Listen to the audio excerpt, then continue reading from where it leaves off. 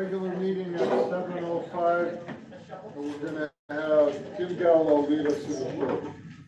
I pledge allegiance to the flag of the United States of America and to the republic for which it stands, one nation, under God, indivisible, with liberty and justice for all. Congrats. Springs determined. Item 3. Motion of the Board of Mayor and Burgess to approve the minutes of the regular meeting, July 1st, 2025. Each member received a copy for review. Second motion. Questions? Discussion? All those in favor? Aye. Opposed? Motion of the Board of Mayor and Burgess to approve the monthly reports of July. Each member received copies for review. Second motion. Questions? Discussion? All those in favor? Aye. Opposed? All right, I'm going to start off with my opening comments with good news. So last week, we received $3.8 million from Amazon for building permit fees, sewer connection fees, and we budgeted about $800,000. So we're about $3 million ahead. So it's a good start to the year, and we will, as a group, decide the best ways to utilize the money as we get into the year and see where we are. But it's it was anticipated, but we couldn't, right?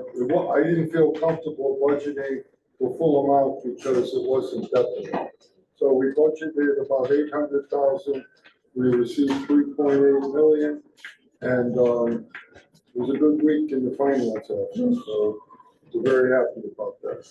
So there's a million things I could talk about. We got some cool stuff on the agenda, so I'll wait till we get to it. And we will proceed to public comment.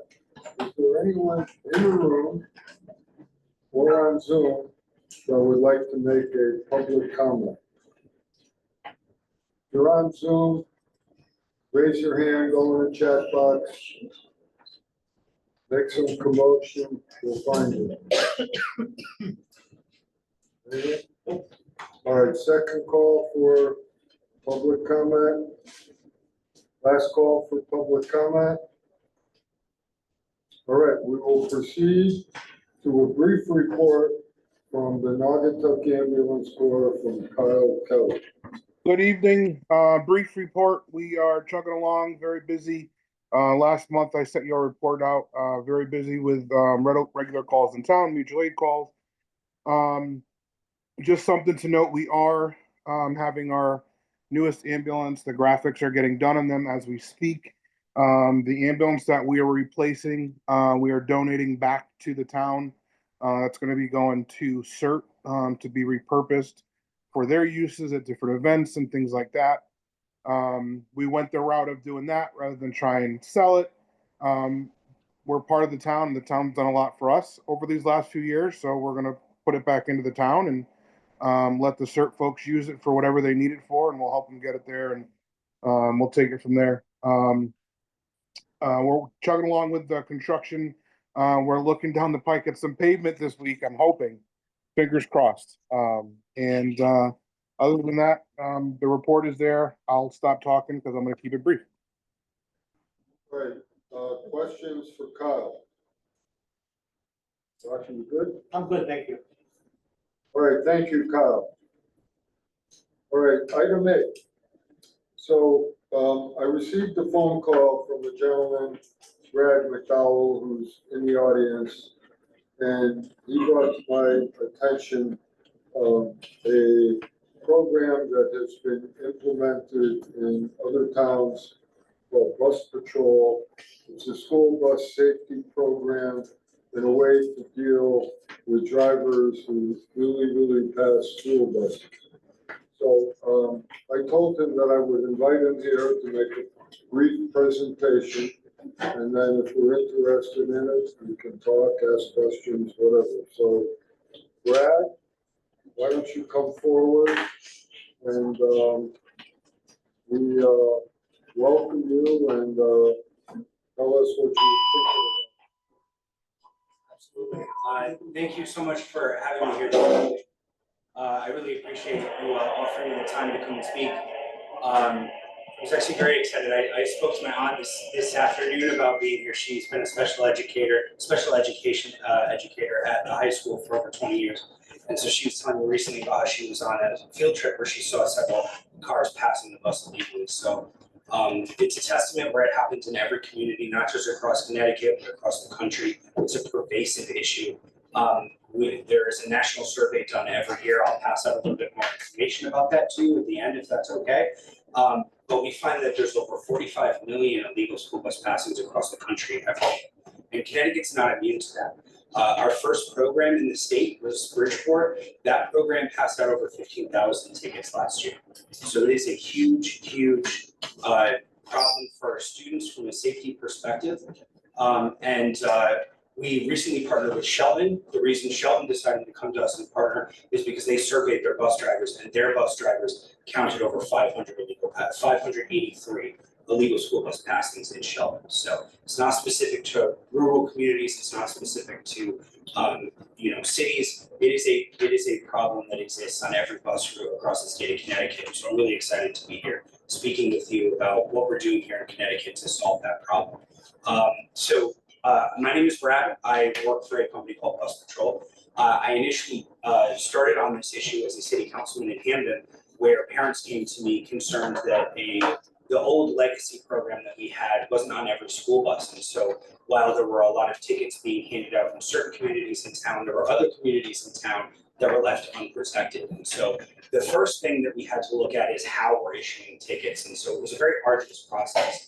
Police officers and school board officials had to spend a lot of time watching videotapes. They had to get affidavits from bus drivers. The tickets had to go through the court system. And then the court system had to prove that it was the actual driver driving the vehicle. And if they couldn't, we couldn't really pursue the ticket because it was a criminal infraction.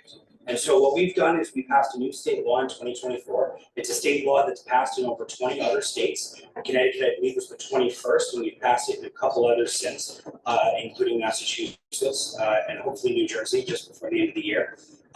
And we're really excited. What that allows for is automated ticketing. You can put a stop arm camera on the school bus. We are the only company in the country that uses what we call, it's AI, we call her AVA, Automated Violation Analysis. She's been out there since 2017, learning on millions and millions of school bus stops what an infraction looks like and what it doesn't, with humans training her. Yes, that's a good infraction. No, that's not a good infraction. And so she's got really, really good at automatically knowing, right? She's activated by the yellow lights, so she warms up when the yellow lights, she starts reporting. When the red lights go on, she starts pinpointing what is a vehicle and knows when that vehicle passes the stop sign of the school bus. And so we at Bus Patrol, there's an LTE antenna that we install on every single school bus. We work with hundreds of bus companies, from large companies like First Student and STA in Durham to small mom and pops that operate less than 10 school buses. We also work with communities like Shelton that own their own school buses. So we're happy to do either. But we install on the school buses. Bus companies love us because we also provide free internal cameras with the program as part of it. And so what we do is AVA detects those violations. The LTE antenna on the bus sends it to Bus Patrol in real time, and we have 2 humans that watch every single tape. Both of those humans have to verify that it is a legitimate infraction, that it's not a gotcha, there wasn't a box truck blocking the car, there wasn't, like, the stop arm wasn't activated suddenly, right? In order for the program to have integrity, for the community to be behind it, for folks to know that it's about student safety and not revenue, there will be revenue, but for folks to know that this is about student safety, the tickets have to be legitimate. So we have 2 folks at Bus Patrol that watch every single tape, and only when both of those individuals believe that it is a legitimate infraction, that's when we send it over to your law enforcement. Law enforcement or somebody that you appoint to do it for them will watch the tape, and it's 30 to 90 seconds. They watch the tape and they say yes or no. They have a full view of the situation that occurred at the time of the violation.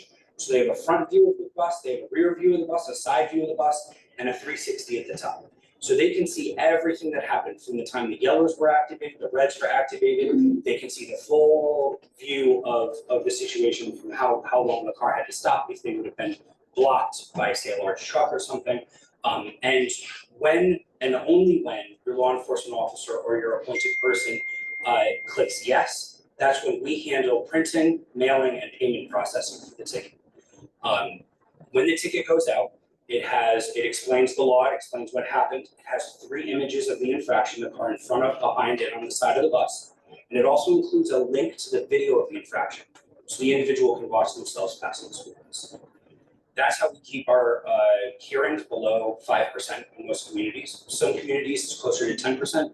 Most communities, and in my analysis, the communities that are similar socioeconomically to Naugatuck, you'd have your hearings below 5%. Less than 5% of people who receive tickets will request a hearing. When folks see themselves pass the school bus on a videotape, they're not inclined to take a day off for work to go and watch themselves pass the school bus with a hearing officer and then have to pay the $250 fine anyway. The $250 fine is civil. We are not in the business of creating criminals here. It is a civil infraction.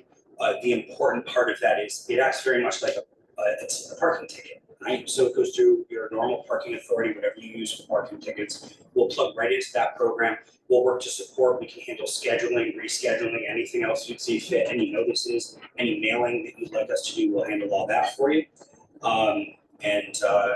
Yeah, that's pretty much the whole program. I'm happy to answer questions. I don't know if that's appropriate at this time, but I'd love to answer questions. We are at this point installed on Danbury and Shelton. We're excited to be starting for the beginning of the school year. We are doing a robust social media, news, radio, TV ad campaign. You really have to be living under a rock to not know this is coming. But even still, we'll do 30 days of warnings only.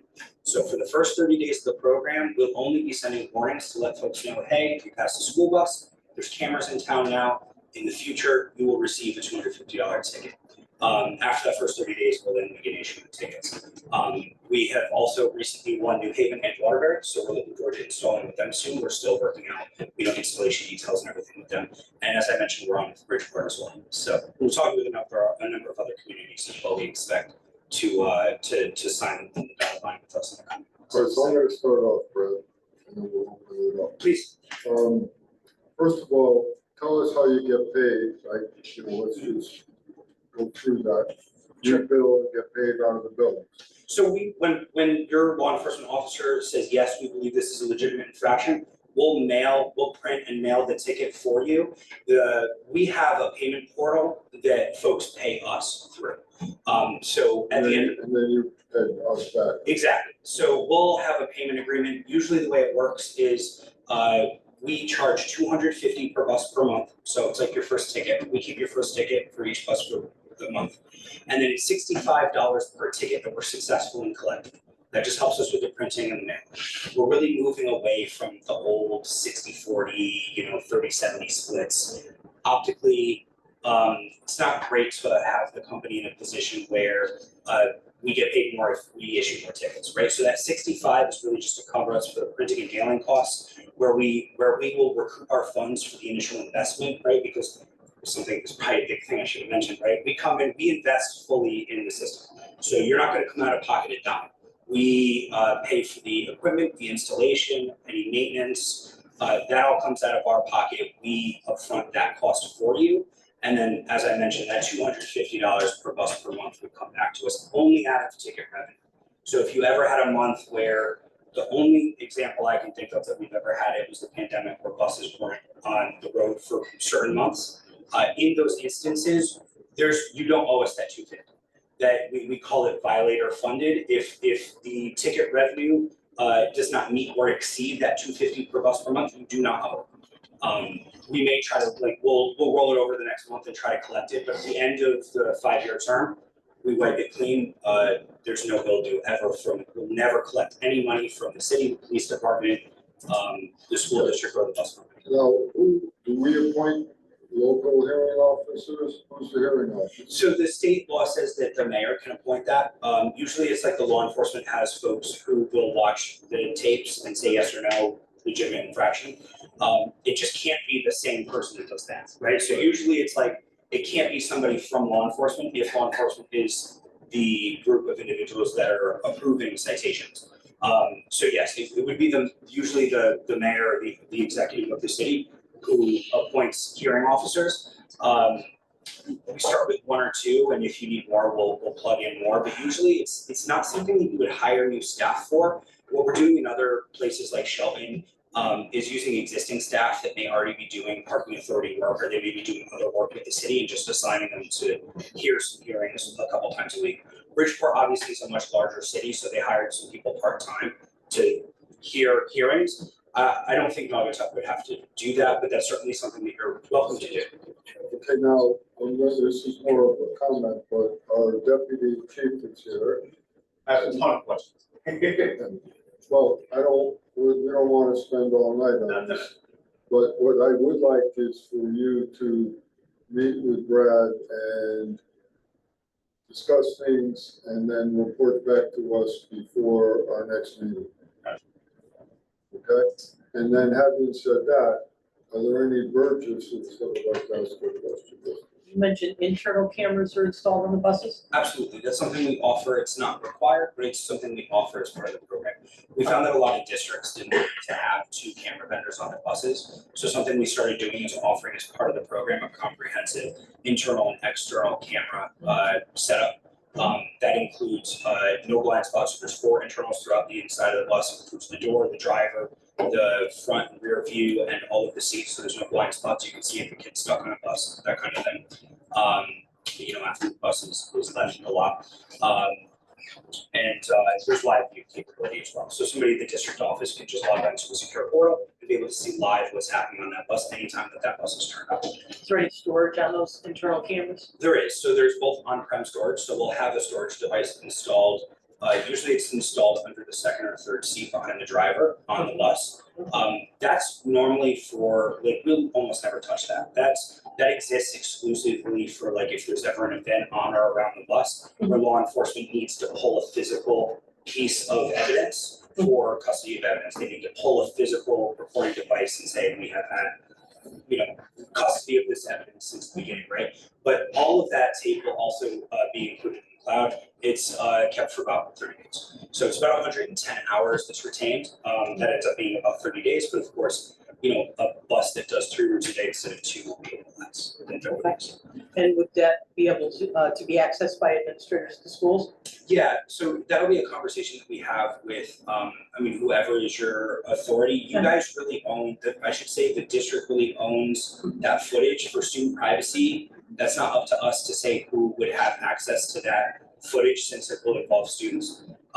But certainly it would be your superintendent or your transportation director, whoever is appointed to make those kind of decisions with your bus contractor. They would be able to tell us who would be able to have a secure login and be able to log in and view those tapes, be able to pull tapes, be able to see the live view or request recordings. Yeah, I'm not talking about the law enforcement aspect of it. I'm talking about the 52 times that you call a parent and say, your kid's a little animal on the bus, and the parent says, oh no, not my kid.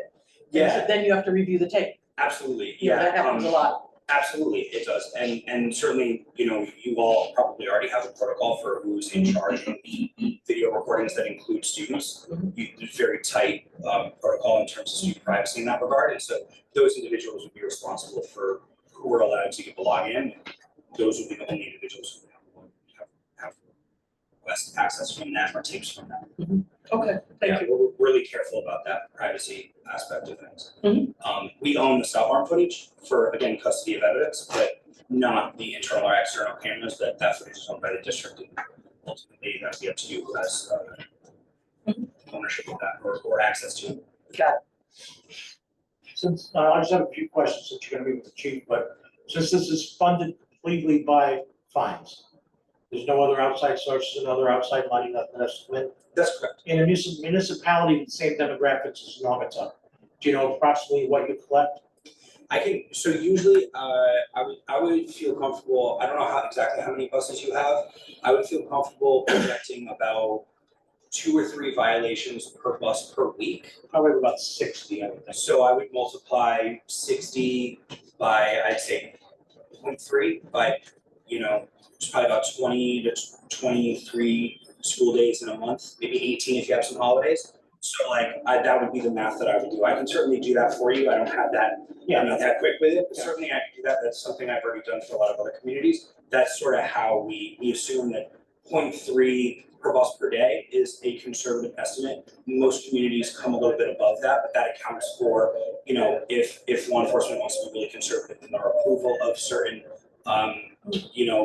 tapes or what have you, right? But we're really, what we'll do after we install is we'll sit down, or before we install, is we'll sit down and we'll create what's called business rules with you. And that's how we're allowed or what we're allowed to ticket, right? So you may tell us, hey, as soon as those reds go on, that's an infraction. Legally, that's an infraction. We want you to send every single one of those to us. Other communities may say, nope, not until that stop arm is fully extended, right? That's about a 2 or 3 second delay. That may be several violations per bus per week difference there. And so some communities want to be very careful and say, hey, yes, we know that it is illegal to pass the school bus as soon as the reds are on, but we want to be careful. We want to not issue any citations until that stop arm is fully extended, right? So that's the kind of thing that we'll sit down and we'll talk with you about. Those are the kind of things that can really fluctuate that number. I feel comfortable with 0.3 per bus per day.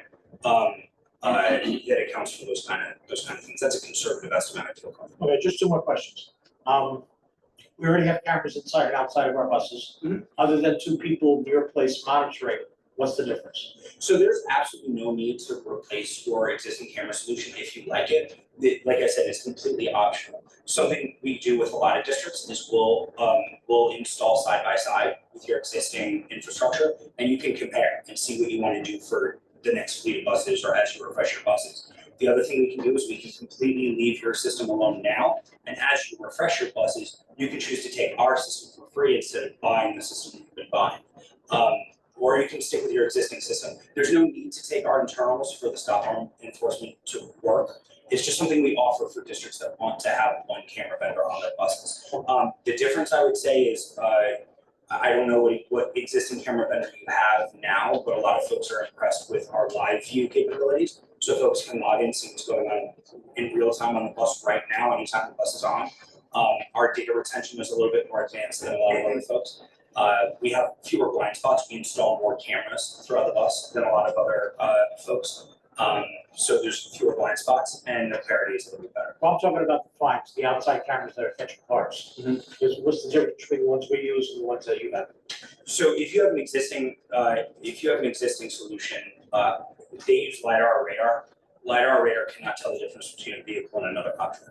So you're spending a lot of time going through those tapes and you're spending a lot of time looking through other objects that are not vehicles and ruling out those tapes. The other thing LiDAR and radar can't do is they cannot do multiple infractions at a given time. They can also only do about 2 lanes usually, maybe 3. I can do up to 8 lanes of traffic. I can do multiple infractions at once. So if you have a 4-lane street, you have multiple cars going by at once, AI can detect multiple objects at once, multiple activities at once, and separate those into individual evidence packages for us. Whereas LiDAR and radar is simply going to say, hey, at 8:27 a.m., bus 12 had an event. And it's up to a human to go in there, watch that video, and say, okay, we had 1, 2, 3, 4, 5 cars at that time. Or, oh, that was a bird that went by the camera, we had no event. Well, we basically do it live now because if the car passes, the bus driver calls their company and says a car just passed me. Yeah. So they should be able to review the tape right away. Exactly. Know exactly what time. So what we're able to do is we're able to let the bus driver focus on the students in the road. There's no need for the bus driver to hit a button. There's no need for the bus driver to call. There's no need for the bus driver to take a license plate. The system is completely operational, separate from the bus driver. The bus driver can focus on the road and the students. There's also no need for a human to pull a tape, watch the tape, get an affidavit from the bus driver.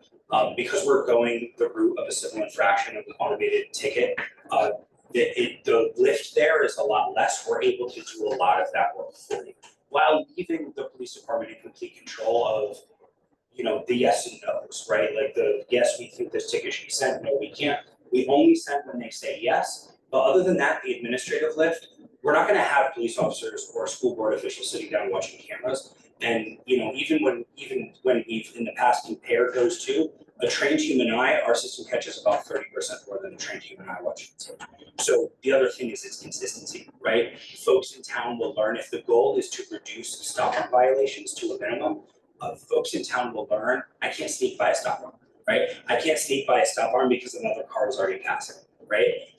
People will learn how to beat a system if there's a way to do it. There's no way to beat the system. You folks in town will learn every single time I pass a yellow school bus in Naugatuck, I'm gonna get a $250 ticket, no exceptions. That's how you reduce stop arm violations, by putting it on every single bus, in every single community, and making sure every single car that breaks the law and risks the student life gets taken.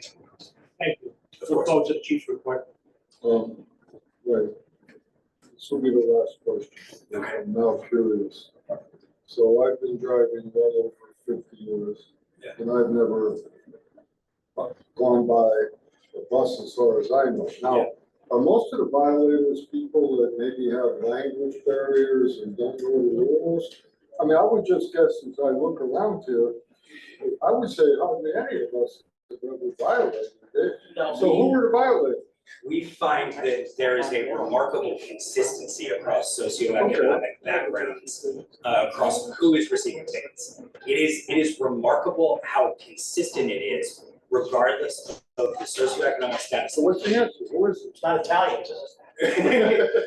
It's remarkable how, what I'm saying is, it's remarkable how consistent. We can go into a Caribbean community or an Italian community or a community that is largely English as a second language, and we see similar numbers. We are not seeing that this is an issue that is particularly plaguing one community over another. This is an issue that, obviously, if you have more traffic, you have more cars passing school buses, right? So that's a factor. If you have a cul-de-sac on the other side of town, that's gonna have fewer cars passing that school bus than you would right out here in your main roads, right? So that's a factor. But when you account for that kind of difference, right, the socioeconomic status or the ethnic background of your communities, it's remarkable how this is an issue across, like, there's no, this is, Have you ever gone through a bus? No. I've never I see done it happen a lot on City Hill Street where I know. my kids bus stop is. It's usually distracted drivers. I think we have more distracted drivers. and I can tell you, if you talk to your bus drivers. Wait, hold on, we have a comment from the audience. here. Okay. drivers. Alright, so my name's Jose Velasquez, I live here in Naugatuck, I've been here since '09. I have been volunteering in Bridgeport as a hearing officer for this. And what I see day in, day out, when I sit down to hear these appeals, is folks that are accustomed to go through that yellow light, right? The yellow flashing lights, because that's what we've been trained to do. The flashing yellow, you can go. And you're going through with the cloak of protection of the yellow light, and the stop sign opens, but you're already done and you're gone, right? Nobody's gonna pull you over for starting on yellow. Nobody's gonna write down your license plate for starting on yellow, because that's the way it works. But now there's a camera watching that, and folks are learning how they drive by watching these videos, because there's a lot of behaviors on the road that lead to passing by a bus that's going to capture your license plate for being in the field of view when the stop arm is out, but you didn't pass the bus. And That makes sense. we hear a lot of that, like, oh my gosh, I didn't realize I did that. We hear that, and whether you believe that or not is that's up for debate, whether that's an honest assessment of their own driving or not. I'm not the reality. But and that's fair. I think that's very fair.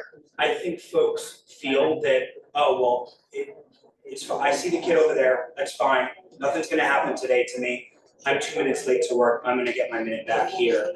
Unfortunately, sometimes the worst happens, right?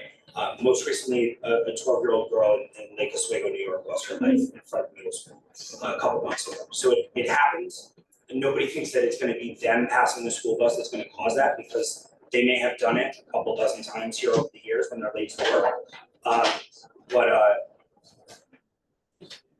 To that point, right, it is folks watching this tape realizing how egregious their driving is, you know? Seeing the tape, I think, wakes some folks up and makes them think a little bit more carefully Well, about how they drive. we're gonna stop here, Brad. Of course. But I want you to meet with the deputy chief, and then, he'll report back, and we'll contact you if you need to be here next month. And Nancy will put this on the agenda for the vote next month. Excellent, thank you. Would it be appropriate for me to pass out some stuff today, or should I wait until next month? Pass it out. Okay, great. I guess I'll. So some cards to you. The card has my cell phone number, so please, if you have any questions, feel free to text or call me. Anytime. Brad, while you're passing those out, give me the 30-second answer as to what happens if they don't pay. I'm not gonna be able to sleep tonight. So it's not an infraction, so there's no DMV, there's no court. So that's part of the business rules that we'll discuss. So there's a lot of options that are open to us. Some places, when they see the numbers and how few people don't pay, they say, you know, we don't necessarily want to pursue this. We can go to collections. If you want to go to collections, we can go to collections. Specific penalty. Yeah, there's some more, there's more, because it's not something that's wrapped up in a court. We're certainly, and this was really important to some of the legislators that sponsored the bill. They didn't want to create criminals to people who just like missed court, right? They didn't want people to have warrants out for arrest. But there's certainly are teeth to it. We can send people to collections if that's something that you all choose, the route you want to take. You're welcome. And there's some other things we can do too.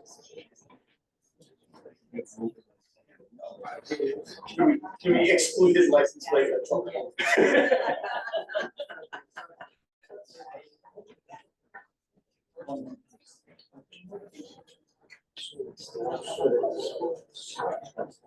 Thank you all so much. Please edit my cell phone. Please don't be shy. Thank you. I'm usually up at 2 or 3 in the morning, I'll call you. I'll be up. I'm right there with you.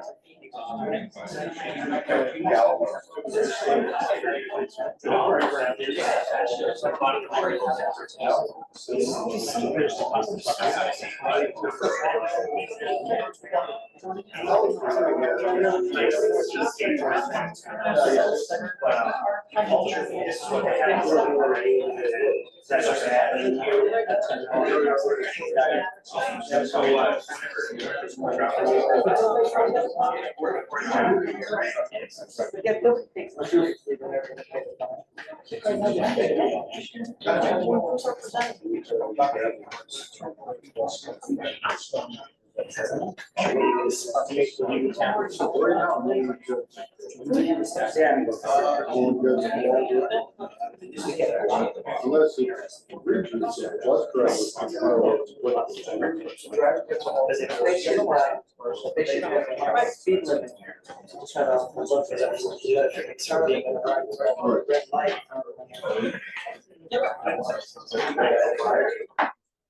Return to order here. You didn't hit your glasses. Yeah, you just get your glasses. All right, so first of all, we're now talking about our facade improvement program. And we have taken the final comments from the Burgesses and have included them in the package that I handed out. Just a couple comments about them. First of all, the date we selected to start the program is this Friday, August 8th. It'll go online. It'll also be mailed out to some of the likely candidates. And we'll probably have Lori, Rotella, and some of our people hand them out, and we'll do the best we can to make the program known. Now, as you recall at our last meeting, one of the rules is that no one can start until the program's in effect. But we had a business that was all set to start, and everyone seemed to indicate that it would be a good idea to find a way to let them start. So what I did is that I changed the rules, and I said that no one can start unless authorized by the mayor. And I did authorize one, and the one I authorized is the one on Church Street that was all over social media. And he filed a very detailed application, 2 estimates, reviewed by building, and did a very great job. And this is a good start and a good example of the program. So that's basically the only change that I made to rules that we had previously looked at. Now, taking it a step further and working with my intern Marcello, I would just say that I am totally addicted to artificial intelligence. I am ChatGPT. That's right. Taking an online MIT course and getting a little more advanced than I was.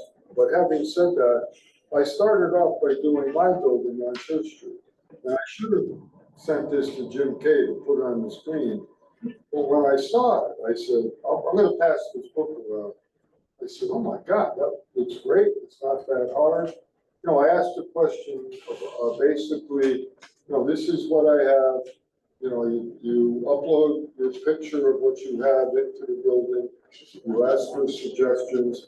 I asked for economical ones that were consistent with the area, and I sent them a few photographs. Now, I was very impressed with what they came back to. So what we then did is we did all of Church Street on ChatGPT. So we have suggestions for every building. And I'm going to pass this out because, and what I'm thinking is that when we send the applications out, we'll send these potential examples because if everyone followed that, they're not too expensive. Well, some are more expensive than others, but it's really beautiful. So I'm going to pass this out and take a look at it, and we're going to proceed with the program. Now, I think what we discussed before, or if we didn't, we can discuss it now, is that the committee that's going to review the applications is going to be the TIF committee that did a great job on the previous program, plus the Burgesses that are on the facade subcommittee, minus the assessor's office and a few of those people, but with the building inspector and Heather from the building office, and Heather will be the chief contact, so to speak. But I think that group worked well together,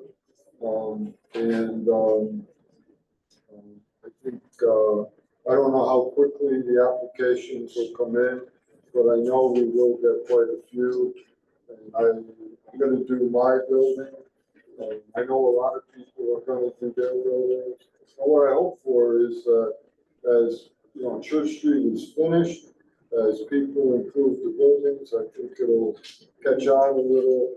People will get notice of the program, and it can be, really nuts. And I would encourage anyone that's doing an application to use ChatGPT or artificial intelligence, because not only do you get suggestions on style and look, but they give you a lot of great ideas on materials and cheaper ones, and a lot of ideas come out of it. So I guess I'm more excited about the program this month than I was last month, because I learned a lot in the last month. But it's These are great, they all follow kind of the same. yeah, there's a You know what I theme. mean? 'Cause I think that's what we need. You can't have a trip for a So so the only other, so as we approve these applications, I think we can try and enforce that theme to some level. Yeah, that's great. So, do you have a comment or? No, I'm just taking notes. I'm always all in favor of the facade program. not too crazy about architects being replaced by artificial intelligence, but Yeah. especially my daughter wants to major in architecture, which goes to university next year, so. Just think how You're gonna major well- in unemployment. To me, it's like, I'm glad to do this, but as a musician, too, you saw the same thing. You know, AI can write music too, yeah. But it's AI. I would say that Take the human to element you, out. Charles, whose opinion I always respect. And I thought about what you said, but I think the best course of action is to embrace it rather than resist it, It's because not going away. Yeah. it's not going away, and there are so many angles to it that you've never thought of that can enhance anything. So an architect can enhance his skills. Yeah, I look at it as an Anyone can enhancement enhance their skills. than anything. It's Yeah. really, it's a tool. Yeah. I can't fathom it, but it's really far Actually pretty beyond amazing. whatever I thought. The town of, Yeah. the Kim Mead, White, Bacon, all the great architecture we have in town. Well, they have the blueprints and the thing. I'm sure that they're using that as their guide, yeah. Well, you know what? You can, if you want, upload anything that McKinney and White ever did into this and ask them to utilize it, but I'm gonna say enhance it or make it more modern. Say this was done in 1820. How can I take this style using today's materials in a more economic manner and build what they built, you know, in a cheaper way today? Or not cheaper, but in a more efficient way today. It'll guide you through the process and it Yeah, doesn't you do what can- you don't want it to. You can make your request as specific as you want. Just don't open this phone. I don't say I think that. demolition, don't tell Lucas building. And Charlie, no one Brady's can, looks great. no one can replace, no one can replace you. Human element.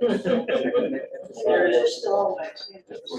By the way, you're performing that at the September festival? Are you? Oh, man, that's. Well, that's been really well.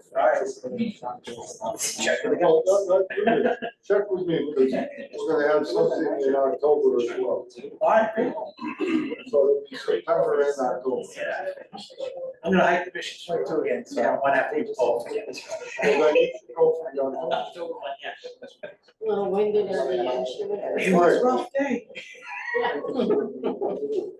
Right, so are there any questions or comments on facades? All good? All right. Senior Center Activity Committee, I'm gonna start off with 2 comments and then turn it over to Kim and Julie. But as you recall, we reconstituted our group that oversees the senior center. We put a chairman in charge, and she's getting much more involved. And we are looking for a part-time person to enhance activities at the senior center, look at changing hours, and basically upgrading programs and activities. And so those are 2 things that are ongoing. Kim and Julie have been working on this, and so I'll just turn it over to you guys to update us as you see fit. I didn't go to the last board meeting, or came to family reunion. Sure. So we started out the meeting with Jess Pito in charge as the director, and we defined Jess's role, because when you start looking into and trying to enhance a program, a lot of rumors go around and so forth. And what we pointed out was very simple, which is to have the director being in charge of the board, the overseeing board, would be like, putting the superintendent in charge of the Board of Ed, which, can't work that way, doesn't work that way. And people understood that then, because there are concerns that happen, loyalties and so forth. So we then talked about Jess's role. She appointed an assistant and a secretary. Gosh, I had her kids in school, she's a nurse, what's her, Donna something, yep, and yeah. She's on the board. She's on the board. These are current board members.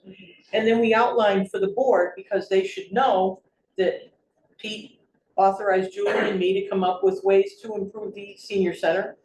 And we submitted 9 different things that, that are a start to this. Such as every person in the center should be a member. And that's not currently being enforced. There needs to be a check on handicap accessibility. The door where we hold our meeting slams in your face if you don't. Not good. And the back door does the same thing. There's not a door that a frail person can safely go into. Membership drive that is not currently happening, needs to happen. What's the protocol for saying yes or no to local organizations that want to use the facility? Scheduling trips for the elderly, protocols for that and what that would look like. Working, the senior center should have more influence and information regarding the senior bus. It's very, very separate from the senior center, and that should change.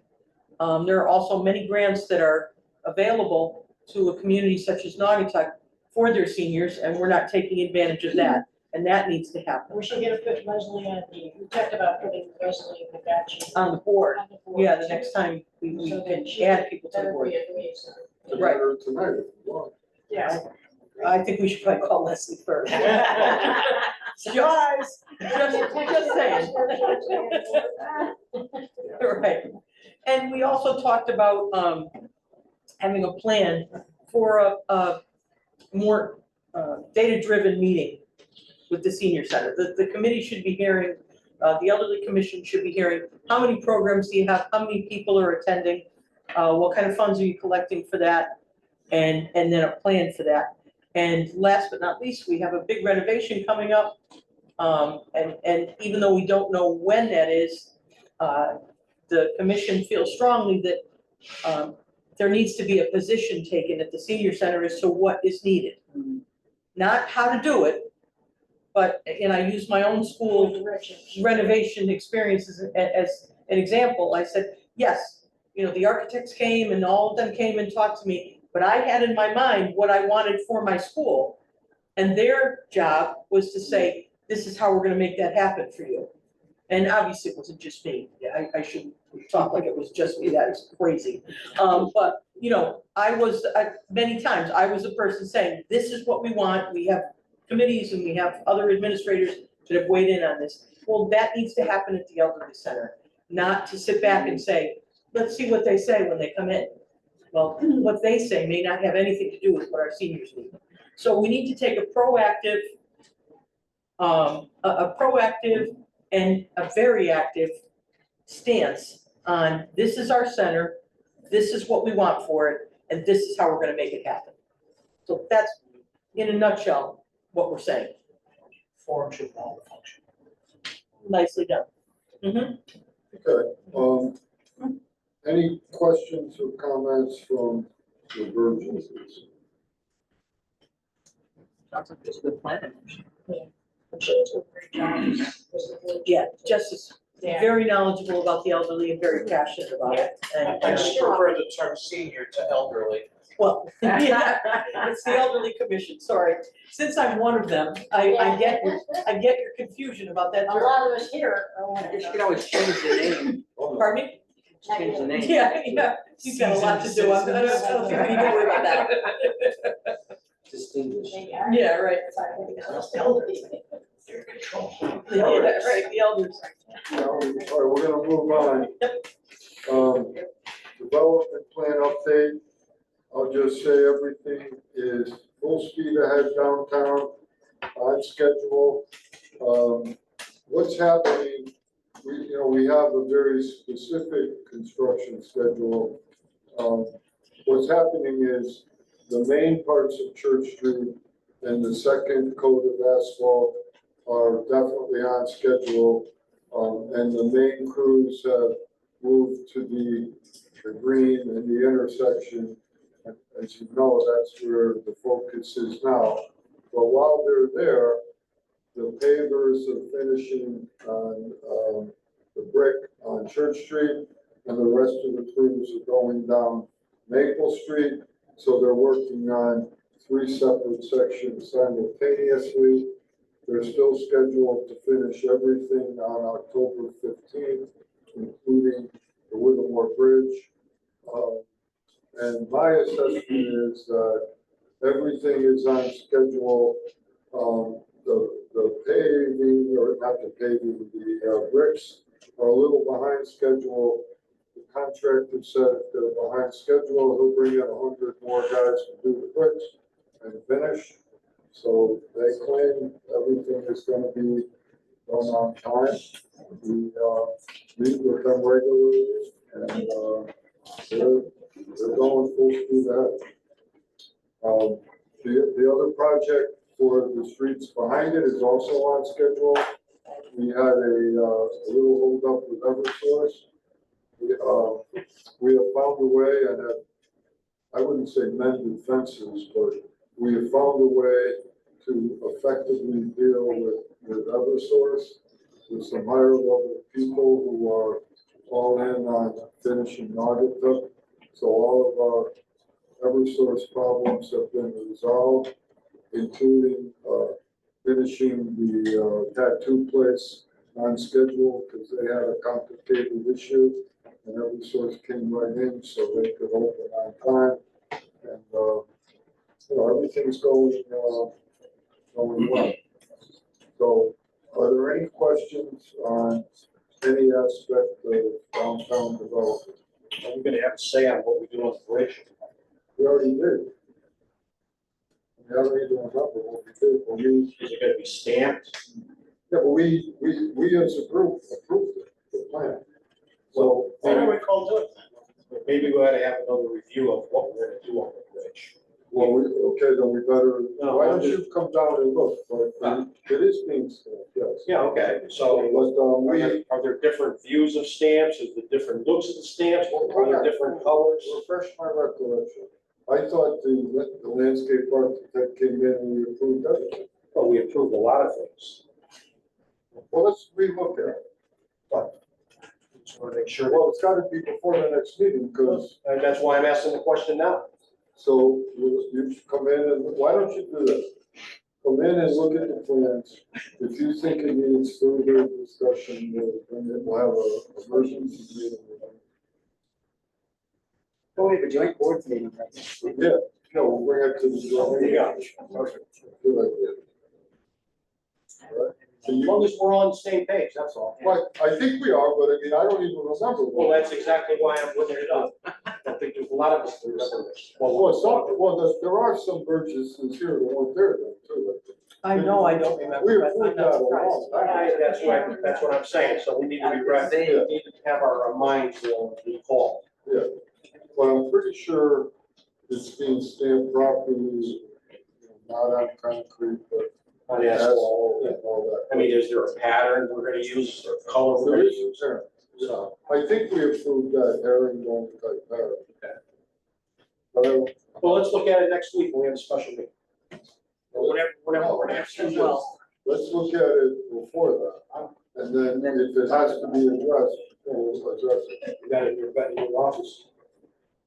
Well, the plans are this thick, so they're in the engineer's office.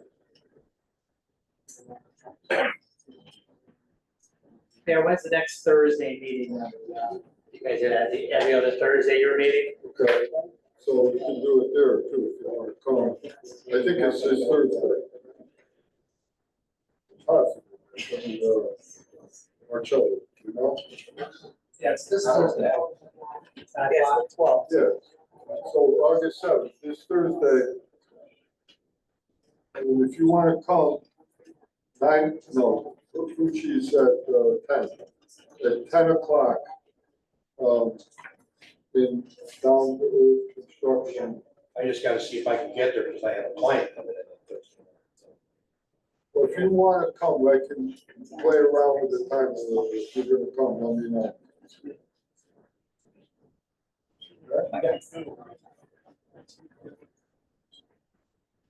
All right, any further questions? Okay. All right, let's go to item 12. Motion of the Board of Mayor and Burgess approve the appointment of Elaine Souza, 933 Rubber Avenue, apartment 15, as a regular member of the Conservation Commission, filling the expired term of the term to expire November 1st, 2025. All right, any questions or discussion? That's Julie on. Yeah, okay. All those in favor? Aye. Opposed? Motion of the Board of Mayor and Burgess approve the appointment of Tyler Hatcher, 16 Tudor Lane, Naugatuck, as a member of the Park Commission, filling the expired term of N.K. Tano, term to expire December 1st, 2029. Any questions or discussion? All those in favor? Aye. Mayor, Mr. Hatcher's here. I know, I'm gonna bring him up as soon as I slam down his hammer. All right, come on forward, Tyler, we're gonna swear you in.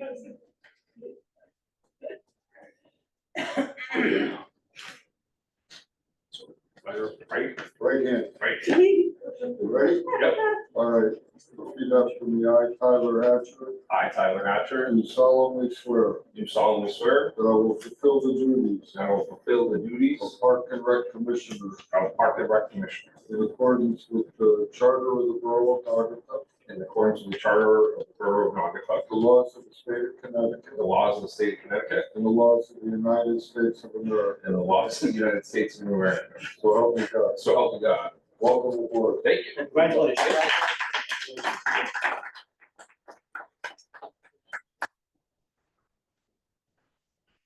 Giving you a quiz next week. You have to memorize all those laws. Good luck.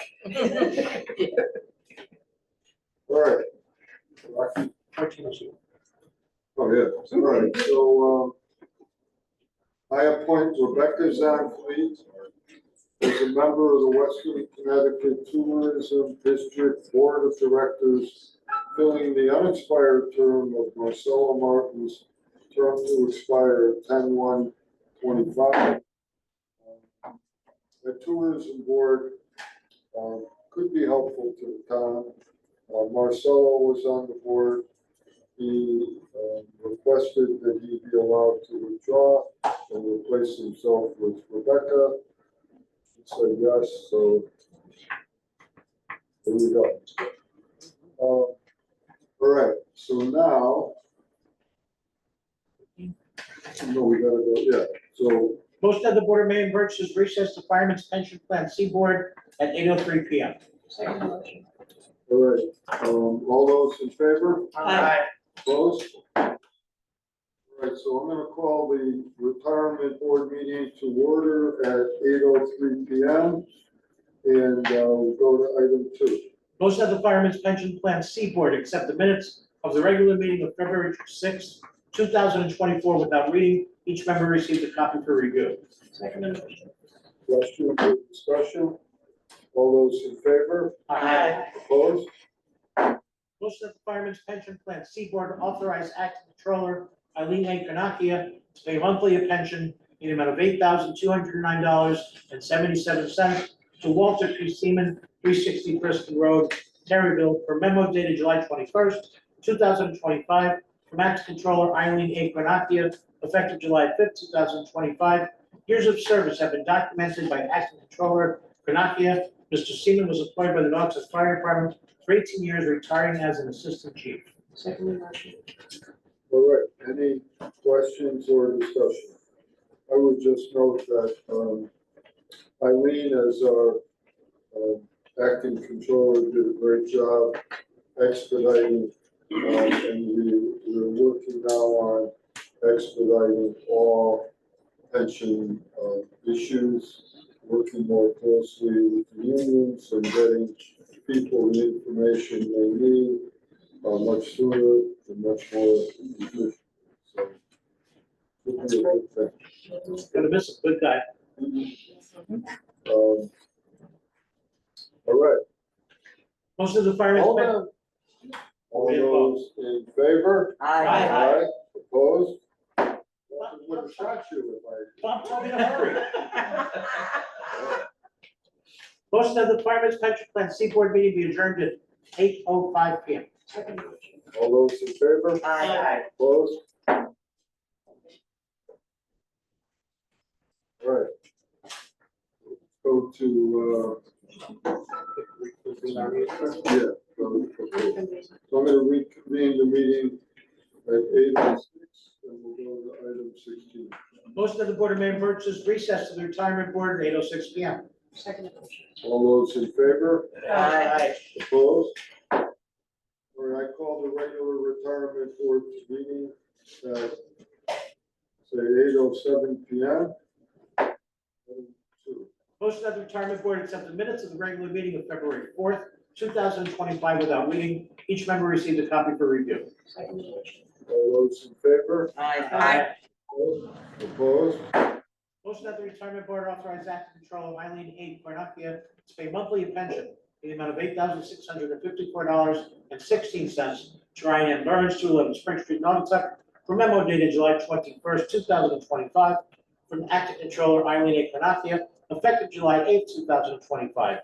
Years of service have been documented by Controller Cornacchia. Mr. Burns was employed by the police department for 20 years, retiring as a detective lieutenant. All right, any questions or discussion or comments? All those in favor? Aye. Opposed? Another great guy. Yeah, Sad to lose him. absolutely. Motion that the retirement board meeting be adjourned at 8:07 P M. Think it ain't over. Think at 8:08. All those in favor? Aye. Opposed? All right, and I will reconvene the regular meeting at 8:09, so we can take a 40-second break. What will we do with all that time? Anybody bring cards? Okay, so let's go to item 17. Motion that the Board of Mayor and Burgess authorize Mayor Hess to enter into a contract with JH Architects LLC in an amount not to exceed $60,000 for the interior renovations and related improvements to the Northside Police Department's new central dispatch facility, subject to review by the borough attorney.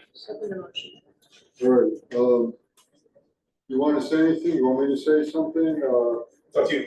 I'll just say, this is the central dispatch project we've all been working on.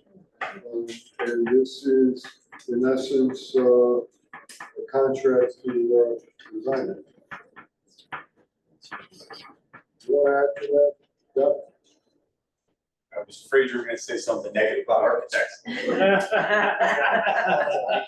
Yeah, AI will be able to do this in a couple of years, but we're not there yet. There's only 2 companies in Connecticut that almost exclusively do police departments. We've researched both. This is the industry leader, CPCA and the Police Chiefs Association recommends them. They've done the last dozens of police departments now with renovations with new departments. This 60,000 will get us only to the bid process. It'll get us to the point to know, to be able to go to bid. We're not smart enough to be able to write a bid for something this large fire. So maybe Charlie's daughter can be a little cheaper. Other than that, that's what we need. I'll take any questions that I can't answer. All right, questions?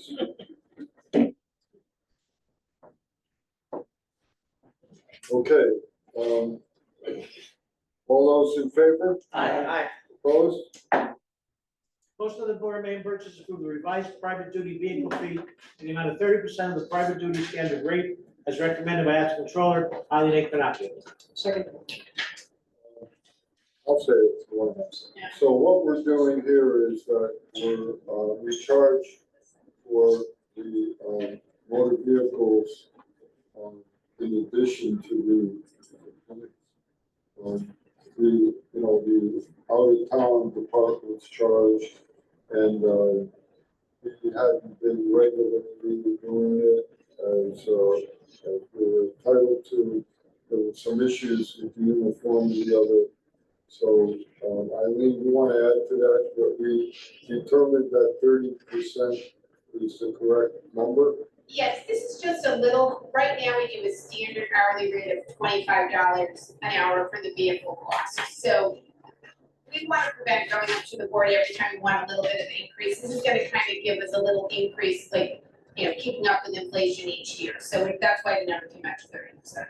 So it just, so currently, You're using, 30% is about $27, so currently we charge $25, so what, $2? you want a percentage rather than a dollar amount. Exactly, just so it can go up a little bit without a lot. It doesn't need board approval every year because it's kind of a, everything else doesn't need board approval at this point because the captain's rate is based on a contract. So this is just gonna be off of the captain's rate. Is that accurate? We are one of the lowest. I have a deputy chiefs group. We all just get together a month, flat hour, go take our chiefs. But sometimes we get some information. Just about 15 departments I surveyed have responded to me last week. We are on the lower end. There's no one under $25 an hour. They're all around 25, 35, Sullyton's $50 an hour, Orange $60 an hour, and some of them do have percentages. So there are some that have administrative fee percentages of like in the 30%. They include the car into that. They don't have a specific car, but for departments that do charge for their cars, which are most, if not all, we are on the lower end. I haven't found anybody under $25. But just to give a little context to this, I like having a low fare rate, so we might be low on the rate. Yes. But we're probably the highest on the amount of work and number of Yes. jobs. So we're collecting quite a bit of money every year. I think we are bringing into our fleet fund $800,000 or $900,000 a year. Is that right, Eileen?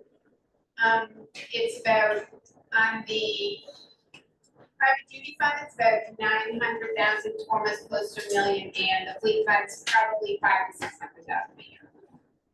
Right. So what that means is that we don't have to go to the taxpayers to buy vehicles for our fleet. So it's working very well, and it's working that well because of the large amount of construction projects that we have going. And although it's a pretty high rate, we don't get complaints because we're lower than most towns, so, When Cheshire and Woolton are here with their vehicles, do we get the pay of that vehicle or do they get the pay of that vehicle? Phenomenal question. I think there's agreements with certain towns, and some of them accept our rates and our levels, and other ones they have to be charged, we accept whatever they have, or the vendor has to pay whatever their rates are. well, but let's just say this, we make money when other towns come here, but not as much as if we do it ourselves.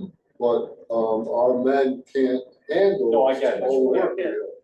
So the chief and our team have made arrangements with municipalities that we work with and get along with and partner up with on other projects. And they come here regularly and it all works out well. Is that right? Yeah, and we're actually looking, just today, we had conversations with Southbury, who's on an independent police department, to add them on. Or it was just, there's nothing that helps. Is it 30% of the officer that's working this rate? It's 30%, this in particular is just the standard captain's rate. 30%. Oh, it's always the It's always the same, It's everybody's always the the same. captain's rate. Gotcha.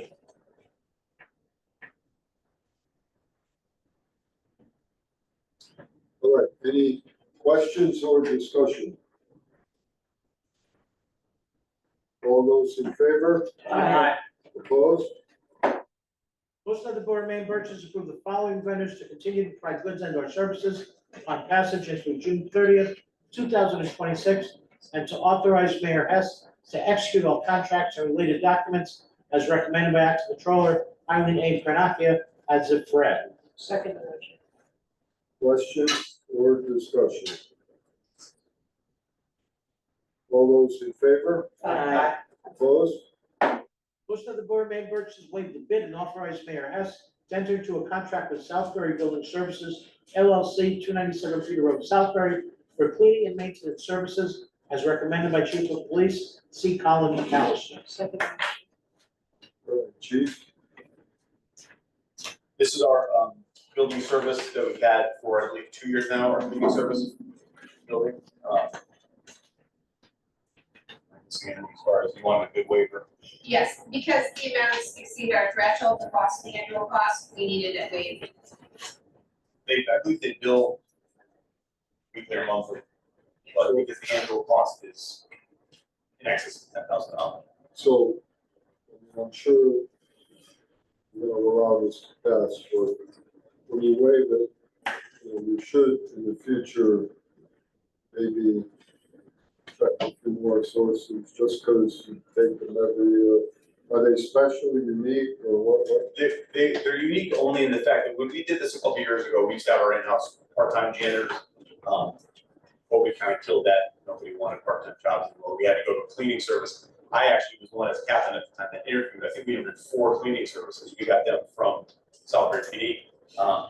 Some of the cleaning services we interviewed, we can't use them, not that their services are bad, they have a revolving staff, we don't know who's coming on Saturday morning, who's coming on Sunday morning. And for a secure facility, we can't have that, we need the same people. So that's what makes it unique. So that's what makes it unique, because they are the same 2 people. We either get Maria, or I forgot his name, every week they'll come. So we can vet them, we can do background checks as we did on them. We couldn't be guaranteed by any of these other companies, the same people that were. But that's why it's unique. Okay, I didn't know, okay. And what's the length of the contract? I believe it's just yearly. It's just yearly. Yeah, it was in budget for, it was in, in the budget, but, because they're yearly. So just a weekend service? It doesn't come on the weekend. We had an issue recently with our training room. We have dehumidifiers. If we forget to empty them, it sounds like high-level police work. We grew some mold. They came in, did a great job cleaning the whole training room, remediating mold. Somebody to have now for that service, but then for weekends, we have our maintenance staff that does garbages and bathroom and stuff every day. They come on the weekends and we're the deeper cleaning, the stripping of the floors. Good. Any further questions? All those in favor? Aye. Opposed? Most of the Board of Mayor and Burgess waived the bid and authorized Mayor Hess to enter into a contract with S&M Computers, 112 Fairhaven Drive, Middlebury, for IT services and products as recommended by Chief of Police C. Colin McAllister. Second motion. Chief, This is our IT, Scott, our part-time IT director, we're gonna call him, that we've had for We've had 10 it for years. about 10 years. about 10 years. So again, because his, I think he bills again monthly, but his cost of professional services exceeds a certain amount. but let's get to the, it's unique in some way, and he likes, Jim K likes him, Jim, what do you think? No, we've got a terrific relationship. Scott is CGIS, or the Connecticut Justice Information System certified, which you need to be. He also has proper security clearance for active work on our police systems that only I have, my guys don't have it. So you can't work in IT in there because of the sensitivity of the information. It is something that Scott and his company do have, as he works for other police departments across the state. He gives us 1 day a week. He had to increase his fees and it pushed it over a threshold, so we just do approval to continue to pay him as we have been for the No, last but 8 years. we're waiving the bid because of the uniqueness and the security issue. Yes, sir. All right, any further questions? No, it just would help if we knew how much we're waiving. 103,000.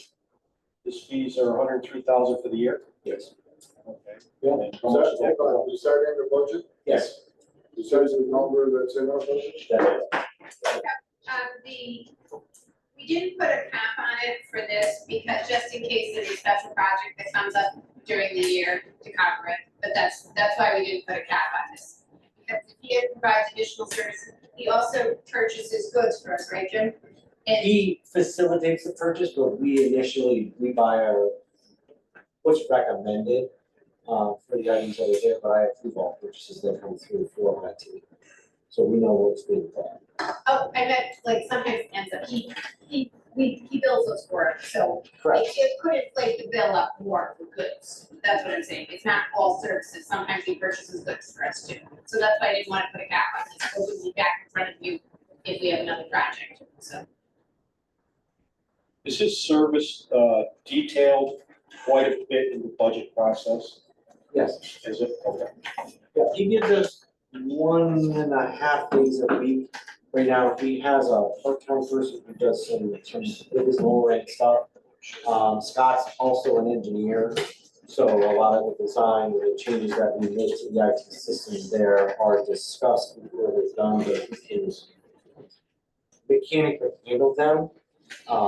They hadn't had a rate increase in almost 8 years. So we agreed in one of our budgeting meetings, what we felt was a fair number, and that was the number that I put into the budget that was subsequently passed by all boards. Is the number based on upgrades that he has to do within the police department? That and daily monitoring that is required by the state. So he has a specific subset of tasks that need to be done, as well as he may work on certain projects such as the new command vehicle that's being talked about. He will have a hand in that, in outfitting it, and connecting all of the pieces that are there because of his specializations that he's got in IT. Does he have, let me ask you another question. Does he have an annual fee plus options to get it to the $103,000? No, it's flat. We increase his hourly rate, he gives us X, I think it's 8 to 12 hours a week. So I think his rate is, maybe it's $150 an hour, which in the IT world is still a bargain. For it. Because most engineers throughout his caliber, at least $225 an hour. We'd spend way more if we had a shot. Thank you. Yep. All right, any further questions? All those in favor? Aye. Opposed? Motion to the board, Mayor and Burgess, authorize Mayor Hess to enter into an agreement with the Cylinder Collective, P.O. Box 160, Big Bend, Wisconsin, for the collection of Connecticut pressurized cylinders at the transfer station, as recommended by Park Superintendent Sandra Lucas Rivera. Second motion. Sandra? Lucas Rivera. I was contacted by Kim Award from the TCC, the cylinder collection group. It is a new, it's similar to what our mattresses recycling. We don't charge residents anymore because they came out with the mattresses, the mattress and recycling program. Similar to paint care, which is we don't charge residents to get rid of paint. They came out with this one. Unfortunately, the state decided to make it complicated because for all of those programs, it's one stewardship and they split it up. So that I most likely will be back next month, not the following. This stewardship focuses only on the small campaign propane tanks. It doesn't go up to the 20 pounders. So they're just dealing with that. So the motion is for the mayor to execute the agreement, which is similar, like I said. It's a 5-year term, it automatically renews after 5 years. We have no financial responsibility, they provide us with a container that's approved by the DEEP to accept them. Once we're about 75% full, we call them, they pick them up, so they take all the charges. It's, like I said, it's similar to the paint. Hopefully the tires is gonna go through soon, that will be huge for us, for an expense for the residents and for the town. Because we don't collect barely enough to cover the cost of getting rid of the tires. The 20 pounders have become a problem too. We spoke a few months ago about starting to charge residents. So hopefully that'll be here by October for the larger propane tanks. Like I said, the tires will be great. So yeah, I mean, it's a program approved by the DEEP. They are charging residents, the manufacturers charging the purchasers a fee every time they buy it, just like the mattresses and tires. It's a small fee included in the purchase, so that it goes back and pays to fund this program. Any questions or discussion? Just one, Sandy, do, any of your employees down there, do they have to check to make sure that the things are empty? No. They don't have No, so that's what I ran it, even with they do not. Sometimes we have people that actually come down and start shaking them and take them because they can, they feel like they're full, even the big ones. But that's where we ran into a problem. There was a couple of towns that were actually allowing their to take the valves off and check them, and we weren't gonna go there. So we decided that, no, we were gonna have a company come and take them. So no, we just put them, they're gonna provide us, from what she could tell me, because they're the small containers, they're gonna provide us with a 55-gallon drum. So all we're gonna do is place them in there, put the cover on them, and let them pick them up. I'm assuming the 20 pounders are probably gonna give us some type of either shipping container or something of that sort. That's being approved. The big no smoking sign. Big nose, not the sign. Of the education, people in town. Like, people buy that stuff by the flats. You can buy them at Ocean State Job Lot, I mean, anywhere, and, We get a lot of them already. okay, people aren't just chucking them in the Yeah, trash. yeah, no. Or the regular recycling. Or the regular recycling. Well, we can't stop them because, I mean, people, things you see in the recycling is just appalling. But, we're gonna have, I'm gonna post once we start accepting them, so that residents can know, once I have the containers. I wasn't big into publicizing the recycling of them, because we really didn't have anywhere to I really didn't have anywhere to take them. I mean, even paying, it was a nightmare to find somebody to actually come and get them from us. Even paying for it, not expecting it for free like we were getting in the past. So with each program, we usually put out post literature, and then we post it at the transfer station, right along the containers. I'll put up a sign that says what they're for. We'll definitely get the information out to social media for sure.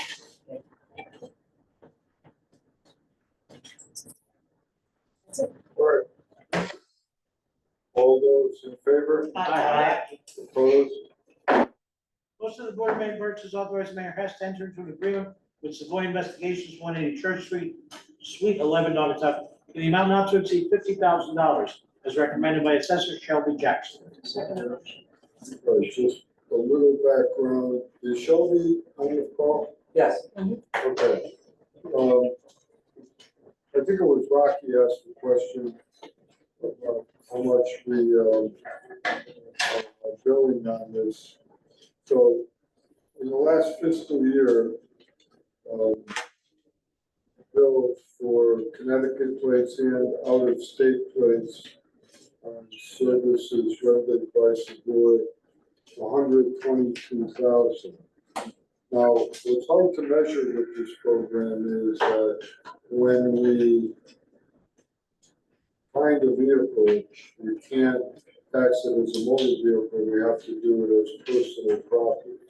We don't always collect the money in the same fiscal year, and also many of the cars that we have uncovered over the last 5 or 6 years are now registered.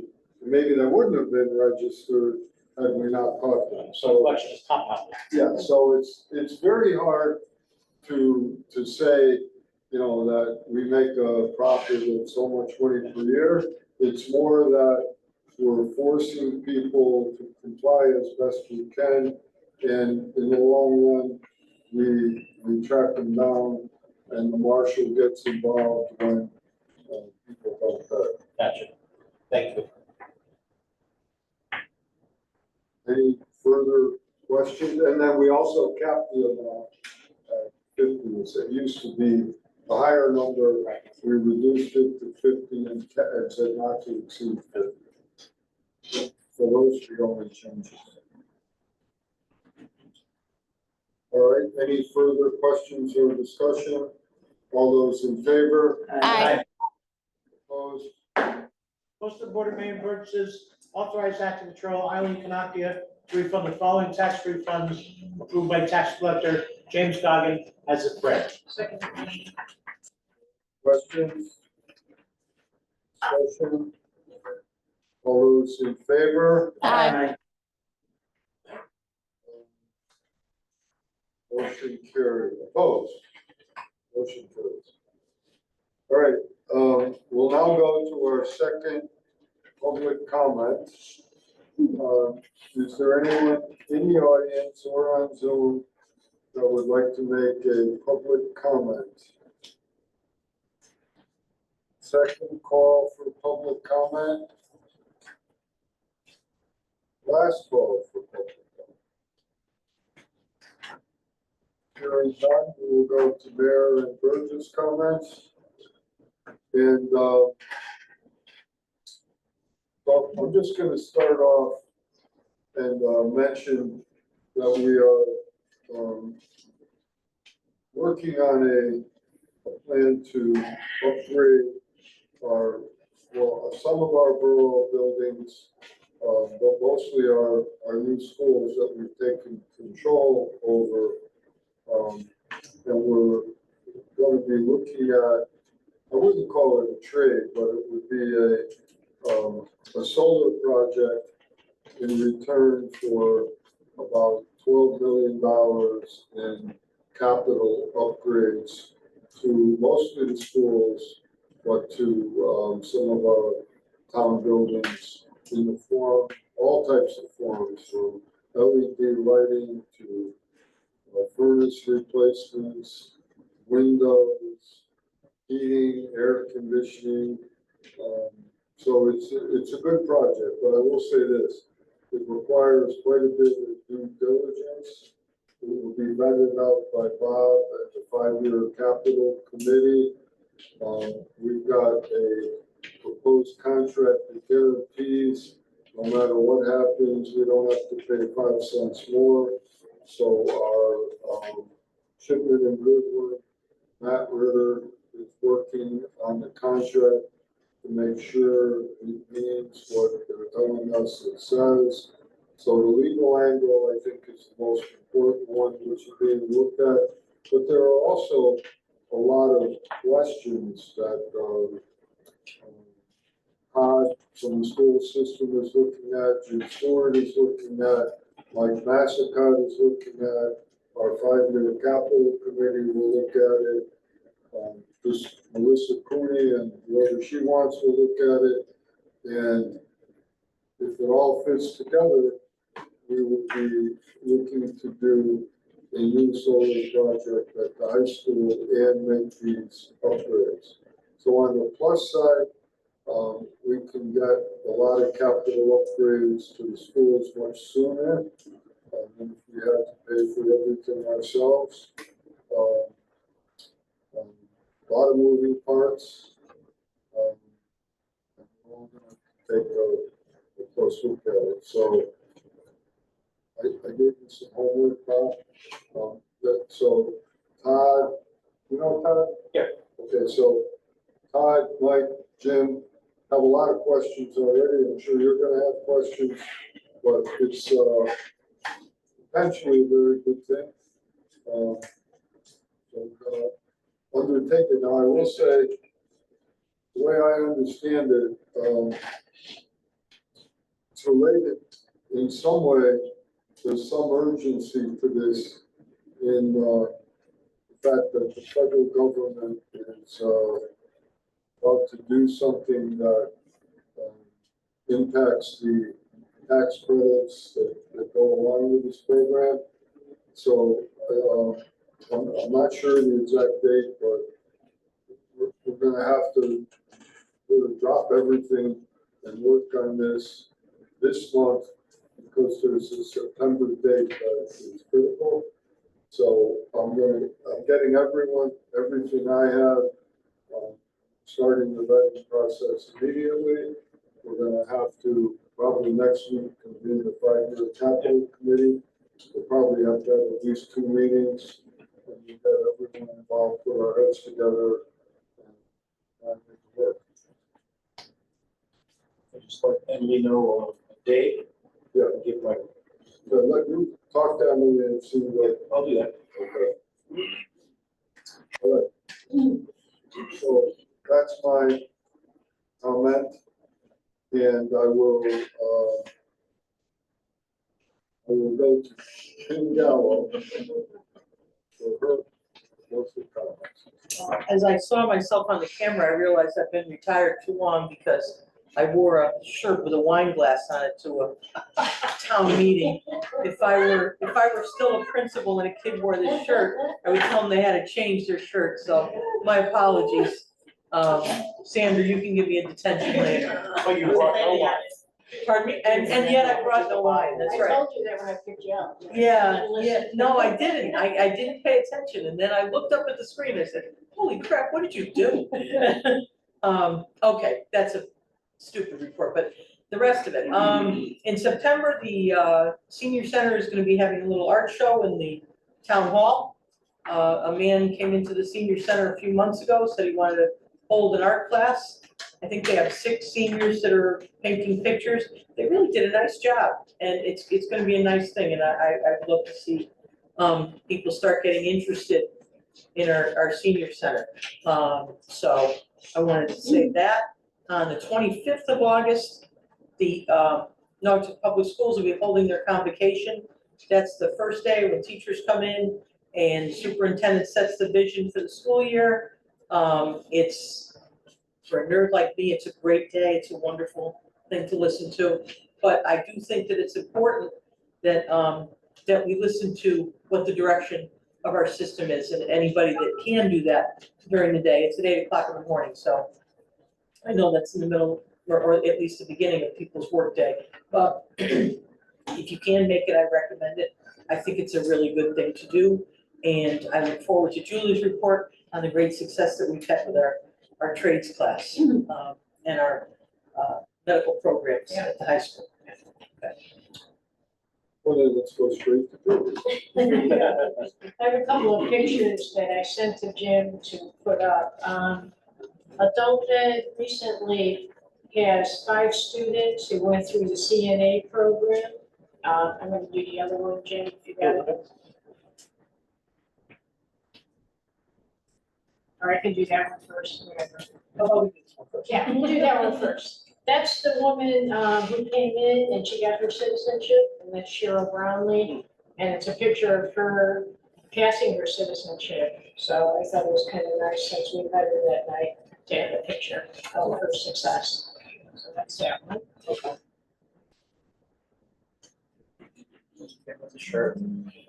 Okay, these are our 5 students, though.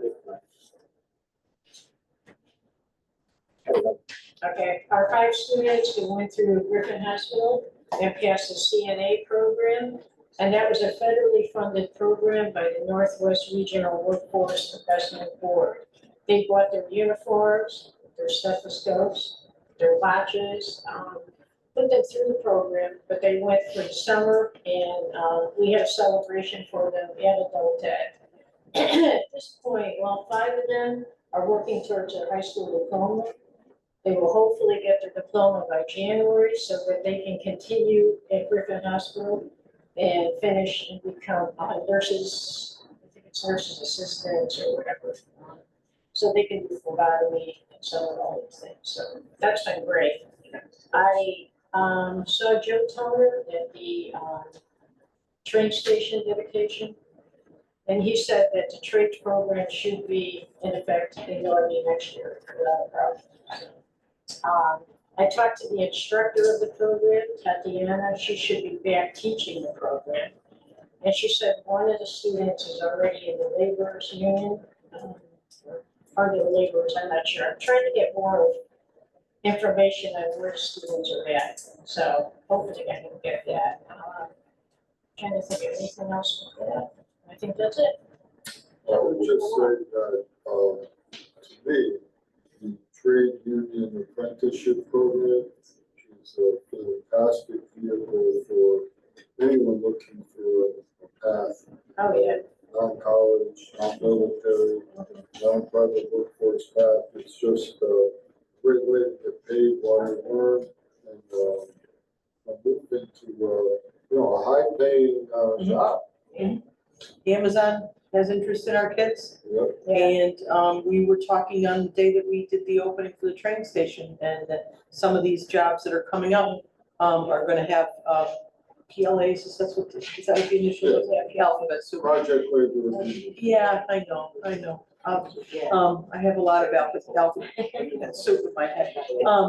But that would be great. I can't stress enough that when these kids get these jobs, we have to put that out everywhere, so that these kids can see that when you take this class, you actually do have opportunities ahead of you.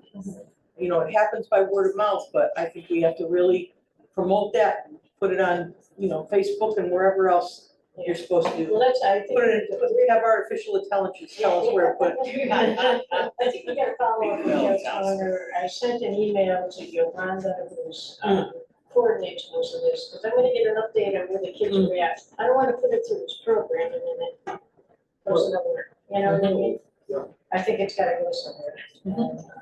It's a good chance that CNA program, I gotta talk to Jack Harris for possibly put that into the high school too. Every other year he's talking about, Yeah, to get enough kids. Thank you.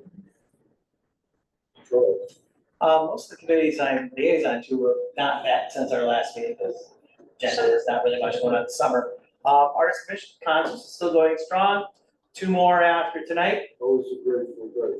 The Grateful Dead drew a great audience downtown. I'm glad they took a chance on bringing that in, and they had a really, they weren't unsure, like I said, anyone gonna show up, and the lawn was packed, and my son, who's a big jam band fan, went down there and had a great night, so they performed well, it was nice. Tonight they have late mix down there, they'll be wrapping up by the time we're done. 2 more bands to go, 2 more concerts, the Historical Society, and you can always go and visit the museum before the concert. Nice idea, bring a picnic lunch, check out the wonderful offerings at our Historical Society. You'd be glad you did. It doesn't take long to do, and it's definitely worth the trip. School year beginning, excited. Next time we meet our regular meeting, school would already be in session. Hoping for a great school year, and you think about the school bus talk that we had today. People need to be patient with traffic and so forth down in school buses. And just remember, those are children on their bus, and be respectful and be safe and be smart. It's really important to move to the beginning of the school year. That's always like one of the big concerns the first days. Safety, safety, and safety. We want to make sure everything starts off right so the kids can have a great educational experience. Aside from that, And I would like the record to note that you look more like a rock and roll star in the summer than you do in the school. absolutely. The tweed jacket goes back on. So. Okay, Mike? I have no comment there. Okay. Dorothy? Not much. Back to school, event on the green on the 23rd of August. So stop by, check it out. And just kind of a note on the Nautica site, Allison's name is still out there as the control. So somebody might want to update that. We'll take care of that. Somebody I think is sitting in the room, right?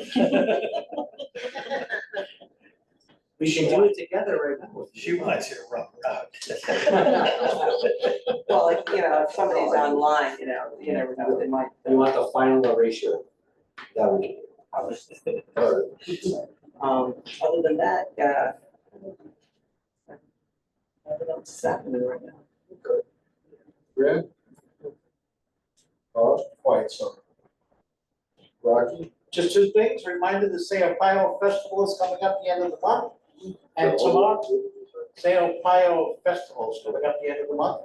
And there'll be the mayor for the day on Friday at 10 o'clock, the last weekend of the month. And also, my favorite thing is happening in town, that Dunkin' Donuts has officially moved across the street. They have a grand opening 10 to 2 tomorrow, and I plan on buying 6 coffee rolls. Oh, I better get there before you then. So it's 10 o'clock. Grand opening. Yeah, 10 to 12, yeah. Well, I know I got invited at 10, so. It starts at 10, it's like 10 to 12, but 10's the official. Mayor, if I may, I forgot, one point, the track looks great. Yeah. And it's runner approved, they have the cross-country practices on it, and my son and daughter ran on it, the field was great, the look is coming together, looking good, but that's so close to getting that high school project done, it's looking good. How does it feel compared to the previous? Way better, no potholes to touch. No.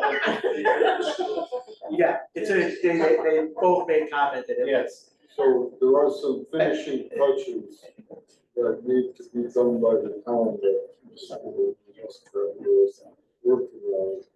I'm going to discuss that listen tomorrow, because there's just a few things that Ralph Roper needs and will get one way or another.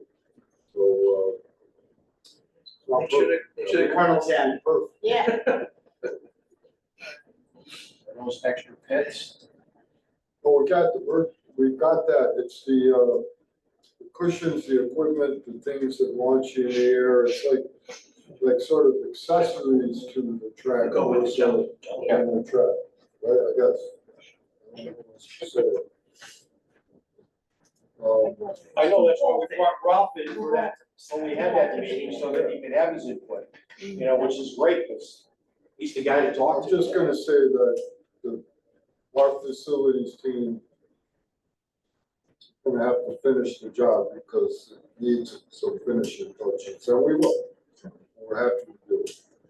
Yeah. Right, Sandra? Yes, sir. Who from the town inspects the actual work and signs off on it? Well, so it's not your committee, it's not the town, it's the Board of Ed. It's sort of like the last project, so I'm gonna say Brian Mariano, I don't really know, but I think it's Brian Mariano. Look at Jim Scully as well. Well, okay. That's the board representative for facilities, and Ralph Roper should be a part of that. Well, Ralph Roper came to us to fix this, and we're gonna fix it, so. So, and I'm not being critical, I'm just saying that No. we're spending a lot of time on facilities. Right. And there's a lot of issues, a lot. And, we won't be able to fix them all at once, but it's gonna be a process. Michelle, it's a process, and we started it, we're all in, and we're working together well. Good. And we're making everything better, but, we've got a way to go. I just want to make sure that if we sign off on work that's been done, 1.3 million, we want to make sure that that work is done the right way. And if there's any flaws or anything that we can address. Well, in the interest of the partnership that we've created, why don't we have Bob go down and help with Well, this? we need someone that, not that Bob doesn't have the credentials, but someone who, I'm gonna say, I'm gonna have Todd, Jeremy, James Stewart, our team, Okay, go down there and look at okay, it. all right, that's one, okay. I'm sorry that I said the wrong person, but Yeah. that, I mean, we're in a partnership now, we don't have to. Oh, right, well, that's what we're doing. Right, okay, good. We've got a great warranty on it, so. And That's a beautiful and thing. part of the warranty is we have to keep up, and we paid extra money. We to paid do that. the extra small fee for them to do it 3 times a year instead of 2 times a year, so. Or no times a year. 0 times, is that? All right. And Megan. Oh, yeah, oh, wow, I forgot Megan. You forgot me. No. I know I did. I don't have much. I just wanted to apologize for not being there.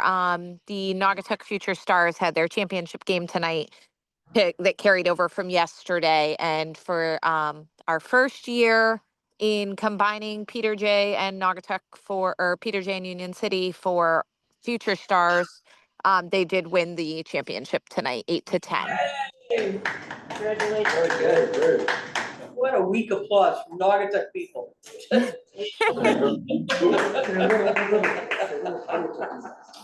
Okay. Let's proceed to item 27. Motion to recess to executive session at 8:48. To discuss the following: real estate parcels A, B, C, Y, and Z, Naugatuck Industrial Park, Section 3, fairground discussion, purchase property, Riverview Mobile Home Park, Stony Brook Road parcels, collective bargaining upsuit, personnel, deputy chief of police, DPW director, and pending litigation. Inviting in anyone? Inviting in Marcello, Second and a. Granacchia. All right, do we have a second? We have a second. All those in favor? Aye. All right. All right, I'm gonna reconvene the regular meeting at 9:47, and we will go to item 28, matters emanating from executive session. And I will entertain a motion that I be authorized to acquire real estate on Elm Street to add to industrial park number 3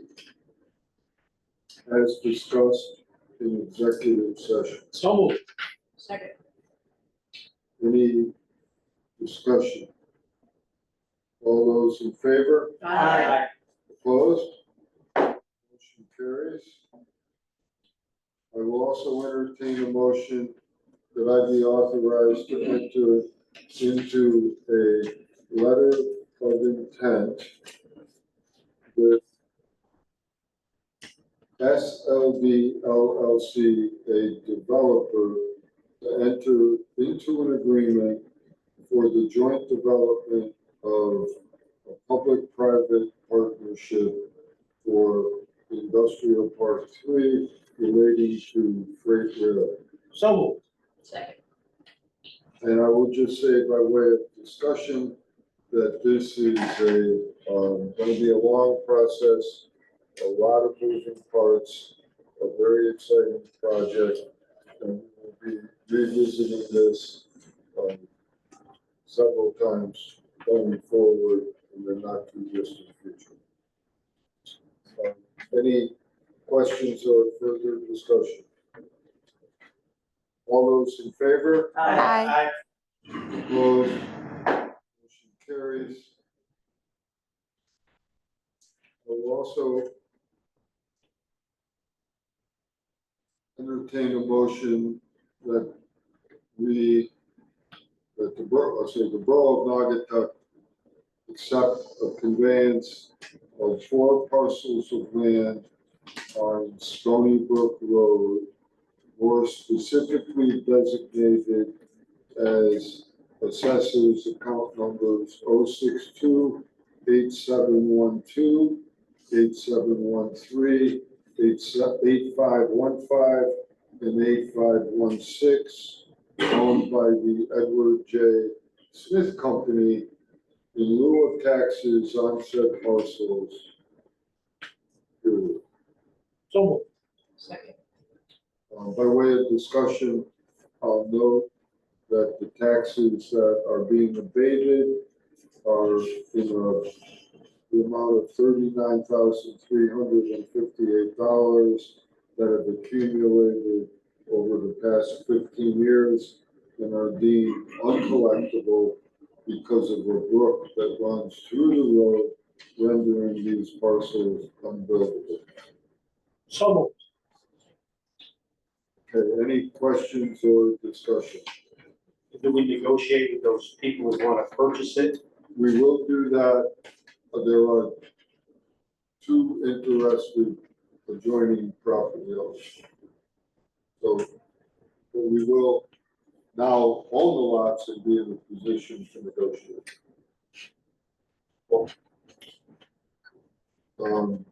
Any further questions? All those in favor? Aye. Motion carries.